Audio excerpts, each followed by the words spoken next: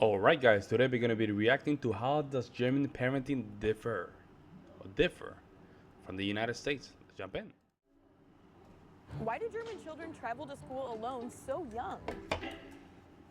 And is it true that German playgrounds are actually built to be dangerous? Let's find out. I first came from the US to Germany to work as an au pair, which is basically a nanny abroad. On the first day, I met my host family, and we all went to the playground together. As their 7-year-old, who would soon be my responsibility, climbed up to the top of this somewhat terrifying-looking playground, the parents asked me to join them for a walk across the park. Shouldn't we ask little Nicholas to come with us? I asked. Oh, him? Nah, he'll be fine up there. We'll see him when we come back, they said. That was my first clue that playtime in Germany is a little different than I was used to in the States. I've since learned that German parents just tend... Because it's safer. It's safer. There's not going to be a random dude in the bushes trying to steal your kid, man. I don't think you see that often in Germany. I'm just saying. ...be more relaxed about their children than American parents. For example, I was shocked when I first saw kids in Berlin around age 6 or 7 taking public transport to school by themselves. This would never happen where I'm from, but it's pretty normal here. All right. Unlike American children, German children are not typically watched every second. They're expected to learn life skills early and be independent. Ich habe immer sie machen lassen, ne? Und wenn sie gesagt hat, nee Mama, ich will das alleine machen, nicht festhalten, habe ich das auch nicht gemacht. Später wollen sie auch nicht immer bei den Eltern sein, dann wollen sie halt die Welt selber entdecken, dann ist man halt in der Nähe, verfolgt es. Ich meine, gerade das gehört ja zum Großwerden auch dazu. Und dann, ja, sollen sie auch ihren eigenen Weg gehen dürfen. So-called free-range parenting doesn't exist here in Germany the way it does in the US, because that kind of parenting is just the standard here. So is Germany really that much safer than the States? Growing up in Ohio in the 90s and early 2000s, I was allowed to run around alone with my friends. Now some of my friends are parents themselves and wouldn't think of letting their kids do that. Safety is a big concern. Well, isn't Ohio one of the highest states with the higher adoption of kids? See, you guys in Germany don't have to deal with that. I don't know why these videos are like that. Right? I don't know why. I'm just reacting to this. They're so broadly, but there's a reason why, man. It's just we're not safe on a lot of these streets. It's not safe. It's not safe, folks. It's not safe. We're not all on the same page. We don't have strong communities, and there's a lot of pedo, whatever around. There's a lot of free folks. It's very dangerous. Very dangerous. Concern for American parents today, especially with all of the frightening headlines about children being abducted. But it's true. It's true.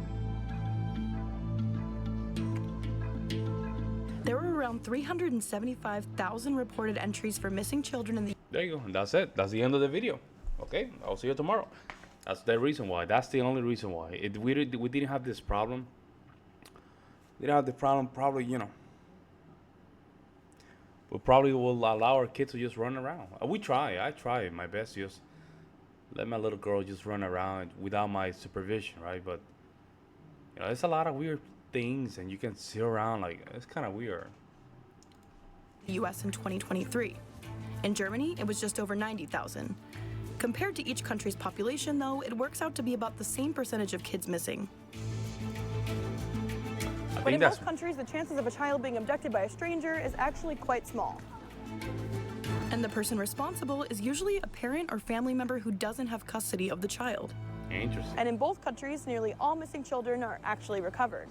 Here in Berlin, I don't think often hear parents worried about their kids. Whoa, she slid down there like nothing happened. That's not the case, folks. Abduction in the United States. Walmart literally, for you guys to understand, Walmart has a wall of each people that have been abducted, kids and and adults. And you believe that most of them were not even founded. She just glossed over like nothing. That's not true. A lot of these kids that they get disappeared, then that's it. GG. I don't know where she got those stats, but adoption in the United States is a big problem. In a lot of states, always the same problem. Ohio has a problem with abduction. It's I don't know. it's dangerous, folks. crossing a busy road, or photos of them being posted on social media. So the difference in parenting styles between the two countries does seem to be cultural. It's simply more normal for German parents to let their children out of sight than American parents. Tori Buch, an American living here in Berlin, is adjusting to the German style of parenting after having her first child here. I think German parents are just a little more relaxed, a little more chill, like less obsessed with, I have to track everything, I have to know everything about my child, where they're doing things, when they did something, and there's a lot more of an attitude of kids will develop the way they develop and we don't need to be so observant and so careful about tracking every little thing. Tori tries out her German-inspired parenting style on the playgrounds here, which look a little different from what we're used to in the US. That's a nice park, I actually. love German playgrounds. I think they're That's amazing. nice. Yeah. Like I think the problem in the Yeah. That's a nice playground. That's a playground that you would probably throw your kid and let him or her get hit left and right. That's a good playground.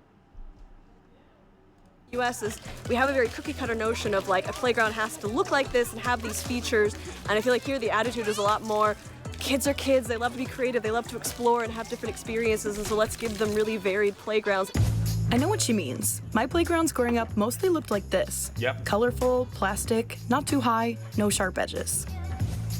So I was shocked when I first saw German playgrounds, often metal or wooden with more natural features and lots of character and whimsy. Some are downright terrifying, even for me as an adult.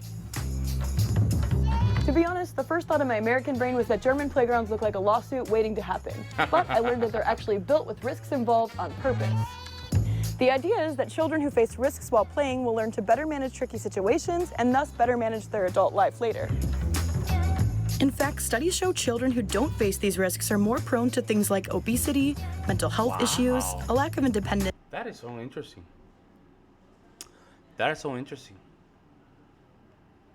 But I'm a little bit skeptical. I mean, I don't think these two Americans are a good example, man. A representation of what a comparison between both countries. But I do agree, some of these Germans playground, they look amazing, and they have a purpose, right? They have a purpose why they're building like that. And a decrease in learning, perception, and judgment skills. Oh wow, look at that. Bam. So while Americans tend to build their playgrounds as safe as possible, Germans tend to build theirs as safe as necessary. Even insurance experts in Germany agree. They recommend playgrounds with calculated risks involved, balanced with safety features to promote problem-solving skills. You might think American playgrounds can't look like this because Americans are more likely to sue when their child gets hurt. But actually, despite the stereotype, Americans are less likely to sue than you might think. Really? Only a small percentage of civil court cases in the US actually involve personal injury, and most of those are related to car accidents. Oh, look at that. I didn't know The that. difference is Germans are less likely to win millions in a lawsuit against a playground where their child got hurt. That's because the sense of personal responsibility is strong here, and you're expected to accept the risks at the places where you go. There we go. Good point. But I was really surprised to learn all this, and I have to say, I prefer the German playgrounds. So how does this all compare to your country? Are children also given this much freedom there? Let us know in the comments. Yeah. Amazing that, folks, this is an amazing approach. I'll be honest. I like the German playground, right? Yes, true. A lot of these to be honest, they don't look that bad. There's a lot of, I think they're different, right? They're different. Well, see, I see some of the playground today. I was with the playground with the kids, and they'll look okay. If you fall in one of those playgrounds, you might hit yourself in the head. It might hurt. I'm not gonna lie. It's gonna, But at the same time, you have to let your kids just go around. Just sit down. Just let them go around. Experience a little bit. We have indoor playgrounds here. They're very nice. They're very, very dangerous, which is good for the kid. My girl right now, she's just jumping around through those indoor playgrounds, which is very good. However, the experience of just going through a German playground, it just gives the kid another sense of how to just handle certain things. And I think in some statement, I agree that both of them has a good way of seeing things, because you have to understand, not every culture will perceive certain obstacles and certain teaching the same way. You see what I'm saying? So I don't know, guys, let me know what you guys think in the comment section below, and I will see you in the next one.